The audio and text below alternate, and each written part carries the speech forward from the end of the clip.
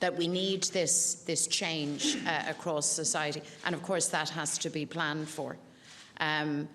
We believe very, very strongly that Irish society, north and south, east and west, is ready for change. We are Irish Republicans, we are United Irelanders, because we believe passionately that that is the best proposition, the best future that can be afforded to every citizen who lives on this island.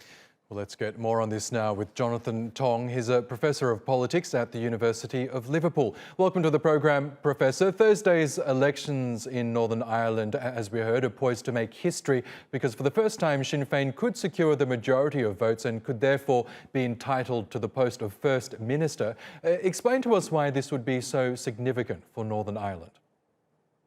Well, it would be hugely significant because the largest party within Northern Ireland would be a party that doesn't believe in Northern Ireland. It doesn't believe that Northern Ireland should exist. Sinn Féin still doesn't even use the term Northern Ireland, preferring to refer to it as the north of Ireland or just the north.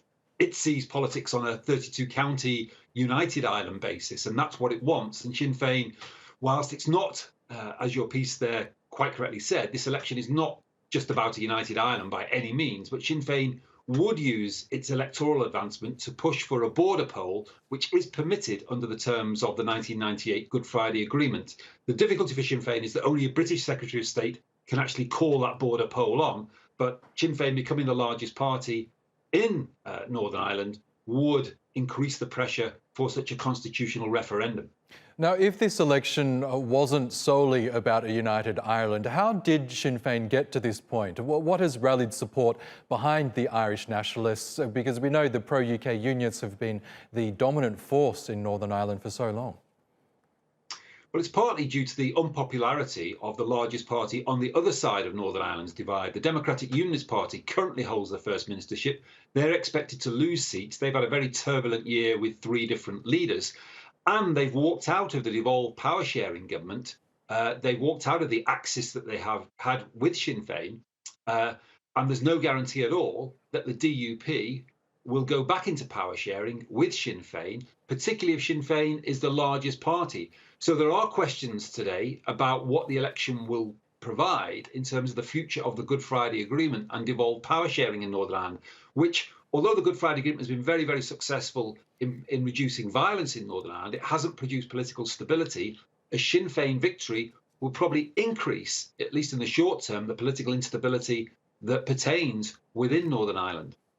We know part of the deal, the Brexit deal that was inked by the government over in Westminster, was creating a customs border along Northern Ireland. How much of a factor was Brexit in galvanising this support behind Sinn Féin? Brexit has certainly increased support for Irish unification by several percentage points. There's still some way to go until there's a majority within Northern Ireland in favour of a united Ireland, but it has increased support. Sinn Féin has been doing well in the opinion polls relative to its rivals, and it's partly a consequence that Sinn Féin is very pro-Remain. And of course, the vast bulk of Irish nationalists in Northern Ireland didn't want Brexit. So therefore, that has further helped Sinn Féin.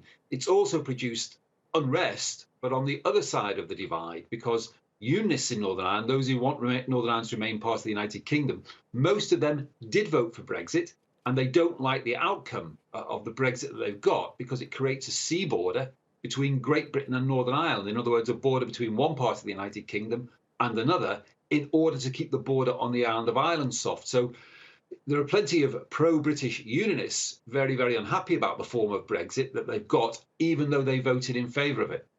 Now, if, as the polls predict, Sinn Féin does win the majority of votes during Thursday's elections, can we expect any dramatic changes in the short term?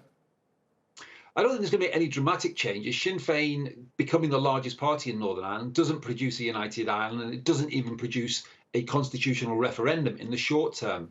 But the growth of Sinn Féin, both in Northern Ireland and south of the border in the Irish Republic, where Sinn Féin is on course to become the largest party there as well, well, that massively increases the pressure for such a border poll. If Sinn Féin is the largest party in both jurisdictions on the island of Ireland, how long can the pressure be resisted for a border poll in which the people of Ireland, North and South, will be able to vote on a united Ireland. So in the short term, no, it's not going to produce change immediately on the other side of the election. But longer term trends, and indeed demographic trends, as well as electoral trends, suggest gradual movement towards a united Ireland. So the very future of Northern Ireland is potentially at stake at this election this week. Okay, Professor Jonathan Tonge, we will have to leave it there, but thank you again for joining us here on TRT World. We appreciate it.